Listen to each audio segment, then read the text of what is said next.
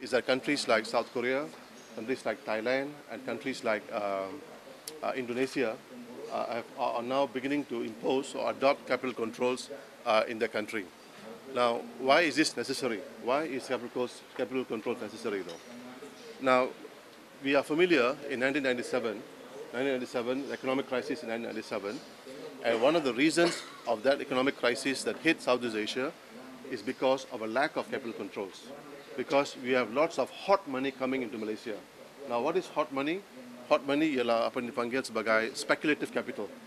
This is money that will come to Malaysia, saya katakan at 10 o'clock, and will leave at 10:15, and come back at 10:30, and then come back to Malaysia at 11 o'clock. And they are speculating in three different areas. One is the currency market, one is the stock market, and the other is the property market. And recently, they have also gone into food and commodity speculation, commodity speculation. So you already begin to see that food prices, or the weight of food prices in the consumer price index for Malaysia has already begun to increase. And you will begin to see inflation also increasing as a result of that. So what you begin to see is we will have what you call asset bubbles. Asset bubbles in the property market, in the stock market, and also in the currency market. And I've given you some information about Malaysia, where in the last 10 months, the ringgit has appreciated something like 9%, 9.5% to be precise. And the stock market has gone up by 18.1%. Now, Mahathir made a statement last week, Prime Minister Mahathir, ex-Prime Minister Mahathir made last week, that Malaysia should not get carried away with the increase in the stock market because this is artificial, he said. And this is because of the hot money that is coming into Malaysia, though. Now, the similar trend you'll find also in Indonesia, you'll find in Singapore, you'll find in Thailand, and you'll find in South Korea as well, where this hot money is coming in a very big way into the emerging markets. And this is going to push up inflation as well as the asset bubbles, which is the cause of major crises that took place in '97, and to some extent also the European crisis right now, the European economic crisis. Now, now, why is this important right now, though? Why should Malaysia consider it right now and not, say, next year? Now, that is because of what the US government has done recently in terms of its what you call quantitative easing, though. Quantitative easing, which involves now $600 billion will be now dumped into the market, though. $600 billion will be used to buy up bonds. So you go into debt to buy out debt. But this money is going to flow into our markets in the next 8 months. In the next 7-8 months, it is going to flow into the emerging markets of Southeast Asia. So if it emerges, if the money comes in the way it is coming right now, then you will see a major surge in the property, property as well as your currency, as well as your stock market, including your food, including your oil as well, though. So therefore, Malaysia has to do something in order to control such movements, because when the money is coming in, it's fine, it all looks nice.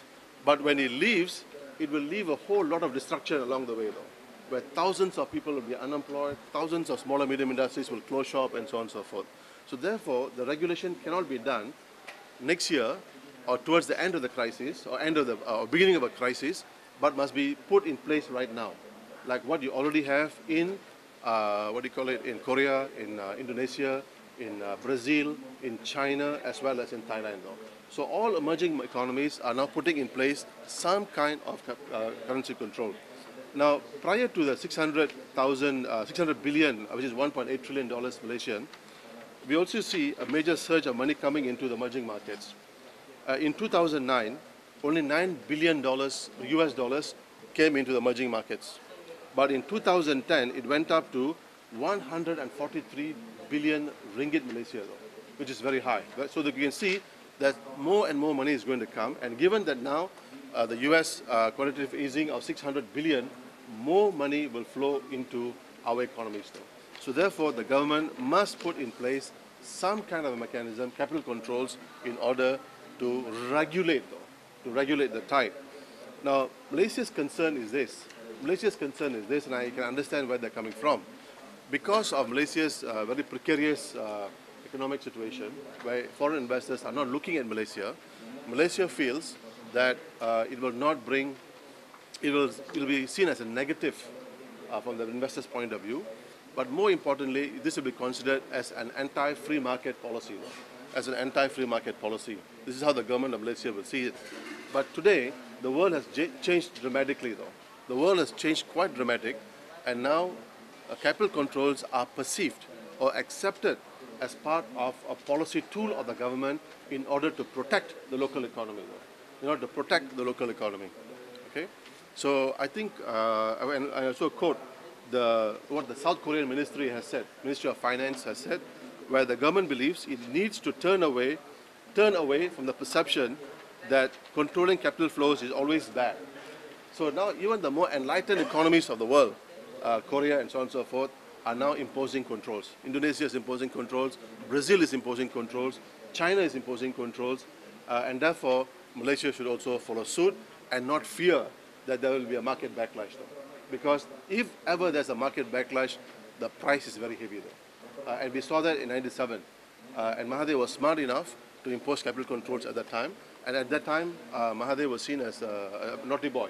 But today it's accepted as accepted policy of the government, tool of the government, in order to control and regulate money that is coming into the country. So I think this is an important issue. And I think, and actually, I want to take up the issue when the minister comes in the next few days on the issue of capital controls. And Malaysia should shy away from, from feeling that the investors will be upset if currency controls are imposed on. And it's no longer considered as anti-free market. It is necessary to protect our local industry, right? And in fact, it's interesting, in the G20 meeting that took place in Korea, the G20 itself acknowledges the fact that governments and countries should allow that to happen, allow to impose controls. The World Bank and the IMF said, before they said no, but now even they have changed their position though. Even the IMF and the World Bank has changed their position on capital controls.